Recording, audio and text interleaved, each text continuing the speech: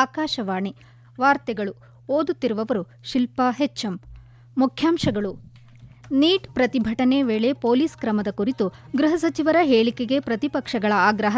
ಸಂಸತ್ತಿನ ಉಭಯ ಸದನಗಳ ಕಲಾಪ ಸೋಮವಾರಕ್ಕೆ ಮುಂದೂಡಿಕೆ.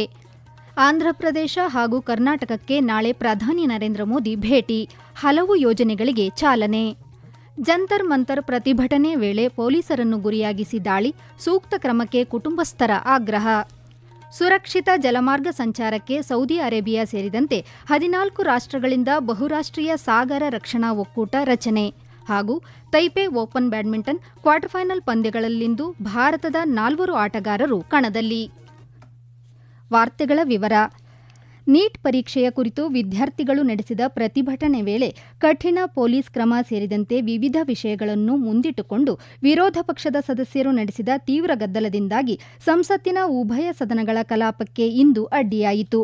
ಗದ್ದಲದ ಬೆನ್ನಲ್ಲೇ ಲೋಕಸಭೆ ಮತ್ತು ರಾಜ್ಯಸಭೆಯನ್ನು ಸೋಮವಾರಕ್ಕೆ ಮುಂದೂಡಲಾಗಿದೆ. ಬೆಳಗ್ಗೆ ರಾಜ್ಯಸಭೆ ಸಮಾವೇಶಗೊಳ್ಳುತ್ತಿದ್ದಂತೆ ಹಲವು ಕೇಂದ್ರ ಸಚಿವರು ಅಧಿಕೃತ ದಾಖಲೆಗಳನ್ನು ಮಂಡಿಸಿದರು.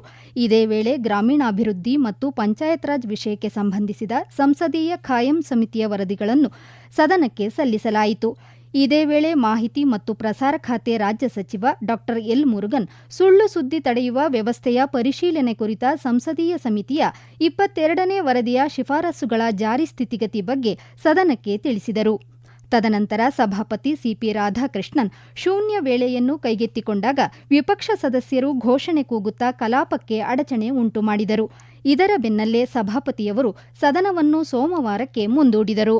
ಮತ್ತೊಂದೆಡೆ ಲೋಕಸಭೆಯಲ್ಲಿ ಲೋಕಸಭಾಧ್ಯಕ್ಷ ಓಂ ಬಿರ್ಲಾ ಪ್ರಶ್ನೋತ್ತರ ಕಲಾಪ ಆರಂಭಿಸಲು ಯತ್ನಿಸಿದಾಗ ವಿಪಕ್ಷಗಳು ವಿದ್ಯಾರ್ಥಿಗಳ ಪ್ರತಿಭಟನೆಯ ಮೇಲಿನ ಪೊಲೀಸ್ ಕ್ರಮವನ್ನು ಖಂಡಿಸಿ ಕೇಂದ್ರ ಗೃಹ ಸಚಿವ ಅಮಿತ್ ಶಾ ಅವರ ಹೇಳಿಕೆಗೆ ಆಗ್ರಹಿಸಿದವು. ಪ್ರಶ್ನೋತ್ತರ ವೇಳೆಗೆ ಅಡ್ಡಿಪಡಿಸದಂತೆ ಹಾಗೂ ಸದನದೊಳಗೆ ಭಿತ್ತಿಪತ್ರಗಳನ್ನು ಪ್ರದರ್ಶಿಸದಂತೆ ಮಾಡಿದ ಮನವಿಗೆ ಸದಸ್ಯರು ಸ್ಪಂದಿಸದ ಕಾರಣ ಲೋಕಸಭೆಯನ್ನು ಮೊದಲಿಗೆ ಮಧ್ಯಾಹ್ನ 12 ಗಂಟೆಗೆ ಮುಂದೂಡಲಾಯಿತು. ಪ್ರಧಾನಮಂತ್ರಿ ನರೇಂದ್ರ ಮೋದಿ ಅವರು ನಾಳೆ ಆಂಧ್ರಪ್ರದೇಶ ಮತ್ತು ಕರ್ನಾಟಕಕ್ಕೆ ಭೇಟಿ ನೀಡಲಿದ್ದು ವಿವಿಧ ಅಭಿವೃದ್ಧಿ ಯೋಜನೆಗಳ ಉದ್ಘಾಟನೆ ಹಾಗೂ ಶಂಕುಸ್ಥಾಪನೆ ನೆರವೇರಿಸಲಿದ್ದಾರೆ. ಆಂಧ್ರಪ್ರದೇಶದ ಭೋಗಪುರಂನಲ್ಲಿ 5,600 ಕೋಟಿ ರೂಪಾಯಿ ವೆಚ್ಚದಲ್ಲಿ ನಿರ್ಮಿಸಲಾದ ಅಲ್ಲೂರು ಸೀತಾರಾಮ ರಾಜು ಅಂತಾರಾಷ್ಟ್ರೀಯ ವಿಮಾನ ನಿಲ್ದಾಣವನ್ನು ಪ್ರಧಾನಿ ಉದ್ಘಾಟಿಸಲಿದ್ದಾರೆ. ವಿಶಾಖಪಟ್ಟಣಂನಲ್ಲಿ 460 ಕೋಟಿ ಹೂಡಿಕೆಯ ರಾಜ್ಯದ ಮೊದಲ ಸೆಮಿಕಂಡಕ್ಟರ್ ತಯಾರಿಕಾ ಘಟಕಕ್ಕೆ ಶಂಕುಸ್ಥಾಪನೆ ನೆರವೇರಿಸಲಿದ್ದಾರೆ. ಇದರ ಜೊತೆಗೆ ಕರ್ನೂಲ್ ಮತ್ತು ಅನಂತಪುರಂ ಭಾಗದ ಸೌರ ಹಾಗೂ ಪವನ ವಿದ್ಯುತ್ ಯೋಜನಾ ಪ್ರಸರಣ ಜಾಲಗಳು ಮತ್ತು 1,880 ಕೋಟಿ ಮೌಲ್ಯದ ರಾಷ್ಟ್ರೀಯ ಹೆದ್ದಾರಿ ಯೋಜನೆಗಳ ಲೋಕಾರ್ಪಣೆ ಹಾಗೂ ಶಂಕುಸ್ಥಾಪನೆಯನ್ನು ನೆರವೇರಿಸಲಿದ್ದಾರೆ. ನಂತರ ಮೈಸೂರಿಗೆ ಆಗಮಿಸಲಿರುವ ಪ್ರಧಾನಿಯವರು ಐತಿಹಾಸಿಕ ನಿರಂಜನ ಮಠದ ಆವರಣದಲ್ಲಿ ನೂತನವಾಗಿ ನಿರ್ಮಿಸಲಾದ ಸ್ವಾಮಿ ವಿವೇಕಾನಂದ ಸಾಂಸ್ಕೃತಿಕ ಯುವ ಕೇಂದ್ರ ವಿವೇಕ ಸ್ಮಾರಕವನ್ನು ಉದ್ಘಾಟಿಸಿ ಸಾರ್ವಜನಿಕರನ್ನು ಉದ್ದೇಶಿಸಿ ಭಾಷಣ ಮಾಡಲಿದ್ದಾರೆ. ಸ್ವಾಮಿ ವಿವೇಕಾನಂದರ 1892ರ ಮೈಸೂರು ಭೇಟಿಯ ಸ್ಮರಣಾರ್ಥ ನಿರ್ಮಿಸಲಾದ ಈ ಸ್ಮಾರಕ 4D ಅನುಭವ ಕೇಂದ್ರ, ಗ್ರಂಥಾಲಯ ಹಾಗೂ ಸ್ಪರ್ಧಾತ್ಮಕ ಪರೀಕ್ಷಾರ್ಥಿಗಳಿಗೆ ವಿಶೇಷ ಅಧ್ಯಯನ ಸೌಲಭ್ಯಗಳನ್ನು ಒಳಗೊಂಡಿದೆ. ಜುಲೈ 20ರಂದು ಜಂತರ್ ಮಂತರ್ನಲ್ಲಿ ನಡೆದ ಪ್ರತಿಭಟನೆಯ ವೇಳೆ ಪ್ರತಿಭಟನಾಕಾರರು ಪೊಲೀಸರನ್ನೇ ಗುರಿಯಾಗಿಸಿಕೊಂಡು ದಾಳಿ ನಡೆಸಿದ್ದಾರೆ ಎಂದು ಗಾಯಗೊಂಡ ದೆಹಲಿ ಪೊಲೀಸ್ ಸಿಬ್ಬಂದಿಯ ಕುಟುಂಬಸ್ಥರು ಆರೋಪಿಸಿದ್ದಾರೆ.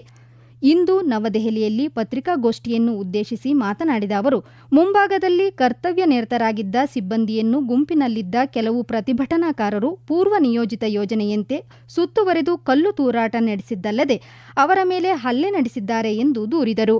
ಈ ಘಟನೆಯಲ್ಲಿ ಹಲವು ಪೊಲೀಸ್ ಸಿಬ್ಬಂದಿ ತೀವ್ರವಾಗಿ ಗಾಯಗೊಂಡಿದ್ದಾರೆ ಎಂದು ತಿಳಿಸಿದ ಕುಟುಂಬಸ್ಥರು, ಹಲ್ಲೆಗೆ ಕಾರಣರಾದವರ ವಿರುದ್ಧ ಕಠಿಣ ಕಾನೂನು ಕ್ರಮ ಕೈಗೊಳ್ಳಬೇಕು ಹಾಗೂ ಸಾರ್ವಜನಿಕ ಪ್ರತಿಭಟನೆಗಳ ವೇಳೆ ಕರ್ತವ್ಯದಲ್ಲಿರುವ ಪೊಲೀಸರಿಗೆ ಹೆಚ್ಚಿನ ರಕ್ಷಣೆ ಒದಗಿಸಬೇಕು ಎಂದು ಆಗ್ರಹಿಸಿದರು. ಭೂತಾನ್ ರಾಜ ಜಿಗ್ಮೆ ಖೇಸರ್ ನಾಮ್ಗೇಲ್ ವಾಂಗ್ಚುಕ್ ಅವರು ಇಂದು ವಿದೇಶಾಂಗ ಕಾರ್ಯದರ್ಶಿ ವಿಕ್ರಮ್ ಮಿಸ್ರಿ ಅವರನ್ನು ಭೇಟಿಯಾಗಿ ಮಾತುಕತೆ ನಡೆಸಿದರು. ಈ ಸಂದರ್ಭದಲ್ಲಿ ವಿದೇಶಾಂಗ ಕಾರ್ಯದರ್ಶಿಯವರು ಇಂದು ನಡೆದ ಯೋಜನಾ ಮಾತುಕತೆಗಳಲ್ಲಿ ಪರಿಶೀಲಿಸಲಾದ ದ್ವಿಪಕ್ಷೀಯ ಅಭಿವೃದ್ಧಿ ಸಹಕಾರದ ಪ್ರಗತಿ ಹಾಗೂ ಭಾರತ ಭೂತಾನ್ ನಡುವಿನ ವಿವಿಧ ಕ್ಷೇತ್ರಗಳ ಸಹಯೋಗದ ಕುರಿತು ಭೂತಾನ್ ರಾಜರಿಗೆ ಮಾಹಿತಿ ನೀಡಿದರು.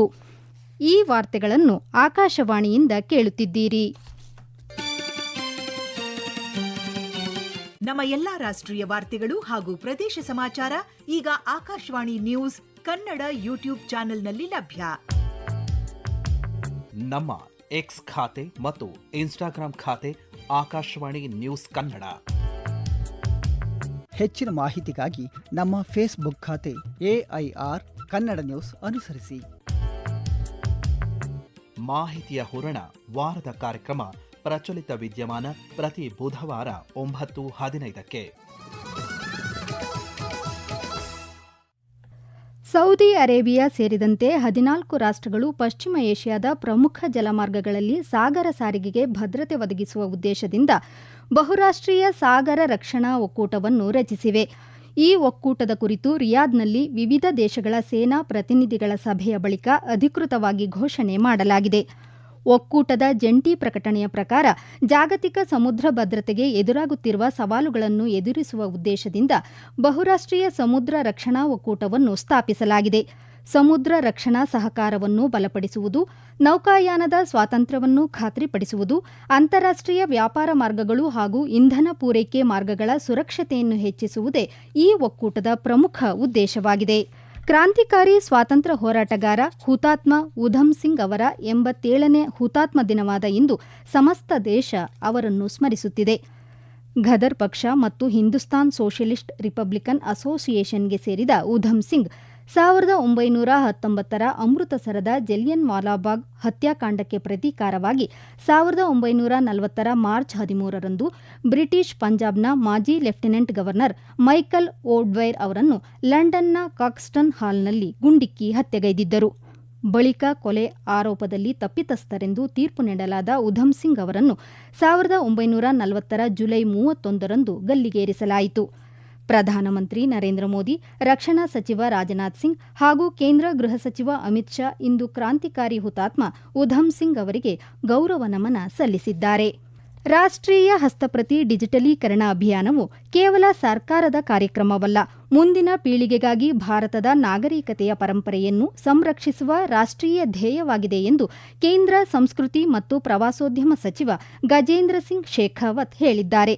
ನವದೆಹಲಿಯಲ್ಲಿ ಇಂದು ನಡೆದ ರಾಷ್ಟ್ರೀಯ ಹಸ್ತಪ್ರತಿ ಡಿಜಿಟಲೀಕರಣ ಅಭಿಯಾನ ಕುರಿತ ಕಾರ್ಯಾಗಾರವನ್ನು ಉದ್ದೇಶಿಸಿ ಮಾತನಾಡಿದ ಅವರು, ಈ ಉಪಕ್ರಮ ಭಾರತದ ಶ್ರೀಮಂತ ಜ್ಞಾನ ಪರಂಪರೆಗೆ ಗೌರವ ಸಲ್ಲಿಸುವುದರ ಜೊತೆಗೆ ಬಲಿಷ್ಠ ಭವಿಷ್ಯಕ್ಕೆ ಅಡಿಪಾಯ ಹಾಕುತ್ತಿದೆ ಎಂದು ಹೇಳಿದರು. ಗಾಜಾದಲ್ಲಿ ಹಮಾಸ್ ಮತ್ತು ಇತರ ಸಶಸ್ತ್ರ ಸಂಘಟನೆಗಳ ಸಂಪೂರ್ಣ ನಿಶಸ್ತ್ರೀಕರಣಕ್ಕೆ ಶಾಂತಿ ಮಂಡಳಿ ಒಪ್ಪಂದಕ್ಕೆ ಬಂದಿದೆ ಎಂದು ಅಮೆರಿಕ ಅಧ್ಯಕ್ಷ ಡೊನಾಲ್ಡ್ ಟ್ರಂಪ್ ತಿಳಿಸಿದ್ದಾರೆ.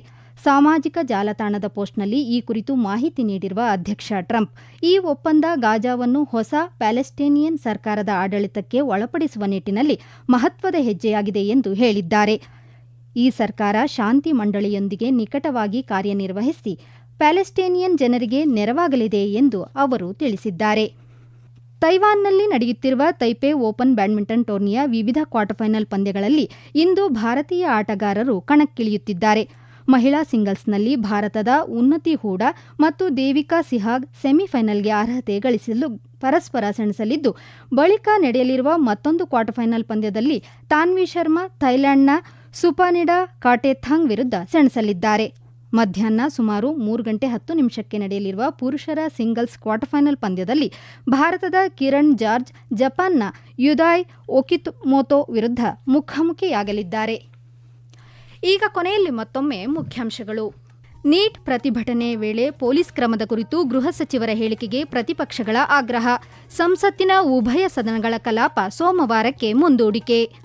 ಆಂಧ್ರಪ್ರದೇಶ ಹಾಗೂ ಕರ್ನಾಟಕಕ್ಕೆ ನಾಳೆ ಪ್ರಧಾನಿ ನರೇಂದ್ರ ಮೋದಿ ಭೇಟಿ. ಹಲವು ಯೋಜನೆಗಳಿಗೆ ಚಾಲನೆ. ಜಂತರ್ ಮಂತರ್ ಪ್ರತಿಭಟನೆ ವೇಳೆ ಪೊಲೀಸರನ್ನು ಗುರಿಯಾಗಿಸಿ ದಾಳಿ, ಸೂಕ್ತ ಕ್ರಮಕ್ಕೆ ಕುಟುಂಬಸ್ಥರ ಆಗ್ರಹ. ಸುರಕ್ಷಿತ ಜಲಮಾರ್ಗ ಸಂಚಾರಕ್ಕೆ ಸೌದಿ ಅರೇಬಿಯಾ ಸೇರಿದಂತೆ 14 ರಾಷ್ಟ್ರಗಳಿಂದ ಬಹುರಾಷ್ಟ್ರೀಯ ಸಾಗರ ರಕ್ಷಣಾ ಒಕ್ಕೂಟ ರಚನೆ. ಹಾಗೂ Taipei open badminton quarter final ಪಂದ್ಯಗಳಲ್ಲಿಂದು ಭಾರತದ 4 ಆಟಗಾರರು ಕಣದಲ್ಲಿ. ಇಲ್ಲಿಗೆ ವಾರ್ತಾ ಪ್ರಸಾರ ಮುಕ್ತಾಯವಾಯಿತು. ನಮ್ಮ ಮುಂದಿನ ವಾರ್ತಾ ಪ್ರಸಾರ ಮಧ್ಯಾಹ್ನ 2:30 ನಿಮಿಷಕ್ಕೆ.